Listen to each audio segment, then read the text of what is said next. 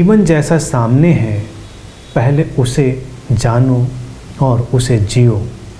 फिर उसी बात का एक दूसरा पहलू भी है कि जब तुम अपने सामने के जीवन को गहरे होश से भरकर जीने लगते हो तो तुम जीवन की बहुत सारी सूक्ष्म स्थितियों के प्रति भी सजग होने लगते हो। जीवन उतना ही नहीं है जितना दिखाई पड़ता है।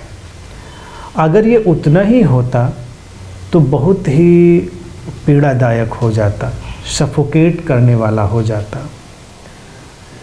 जब कभी कोई अपने जीवन को अपनी भौतिक सीमाओं में सीमित मान लेता है तो पीड़ा से बच नहीं सकता। व्यक्ति की पीड़ा उसके अवसाद का एक यही कारण है कि वो अपने जीवन के असीमित पक्ष को अनुभव नहीं कर पाता। वो उसके सूक्ष्म परतों के अंदर प्रवेश नहीं कर पाता। यही पीड़ा है।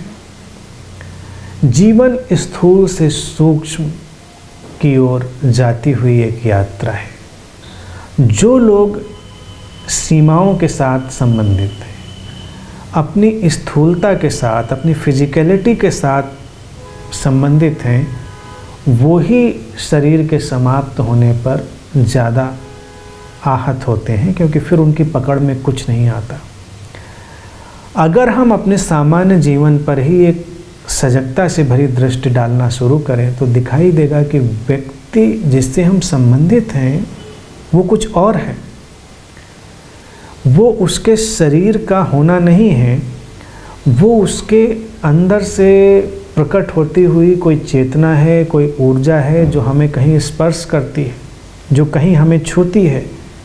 अन्यथा तो सब लोग एक जैसे ही हैं, सबका ढांचा एक जैसा है। उठते बैठते खाते पीते सोते भी सब लोग एक जैसे ही हैं। अंतर कहाँ पर है? अंतर उस व्यक्ति के माध्यम से प्रकट हो रही चेतना का है। हम उससे ही संबंधित हैं। किसी व्यक्ति के जब तुम निकट होते हो और तुम्हें आनंद का अनुभव होता है या तुम्हें पीड़ा का अनुभव होता है, ये दो ही अनुभव के धरातल है, बाकी सब इनके वेरिएशन है। तो उस व्यक्ति की उपस्थिति में कुछ ऐसा है जो तुम्हारे अंदर जा रहा है। तुम व्यक्ति से अपना ध्यान हटाकर उधर ले जाओ कि क्या है ऐसा, क्यों किसी व्यक्ति के साथ होकर तुम आनंदित अनुभव करते हो, क्यों किसी व्यक्ति के साथ होकर तुम पीड़ित अनुभव करते हो। और व्यक्ति तो कुछ कर भी नहीं रहा। कई बार कोई कुछ कर रहा है तब तो ठीक है, और कई बार कोई कुछ कर भी नहीं रहा है लेकिन तुम अलग अलग तरह की अपनी भावनात्मक स्थितियों से गुजर रहे हो। तब अगर तुम्हारा फोकस शिफ्ट हुआ तो तुम सूक्ष्म तरंगों की ओर मुड़ोगे और अपने संबंधों को एक नया डायमेंशन दो।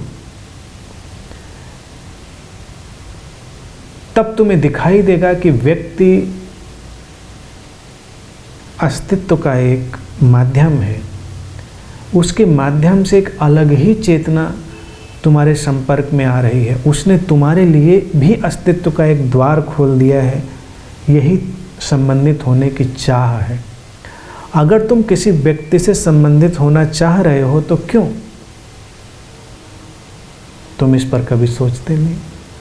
तुम बहुत व्यवहारिक बातों में उलझ जाते हो कि शायद अकेले होंगे, शायद व्यवहारिक परिस्थितियाँ ऐसी होंगी, शायद ये शायद वो।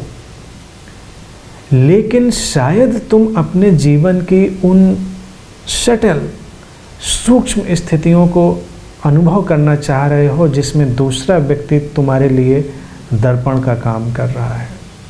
क्योंकि सीधे सीधे उन्हें अनुभव करना कई बार संभव नहीं होता, तो दूसरा व्यक्ति तुम्हारे लिए मिरर का काम करता है और तुम अपने जीवन की उन सूक्ष्मताओं को, उन सटलिटीज़ को अनुभव करने लगते हो। और जो सूक्ष्मता है वो हमेशा तुम्हारी चेतना की ओर, तुम्हारे स्रोत की ओर लौटती हुई एक धारा है।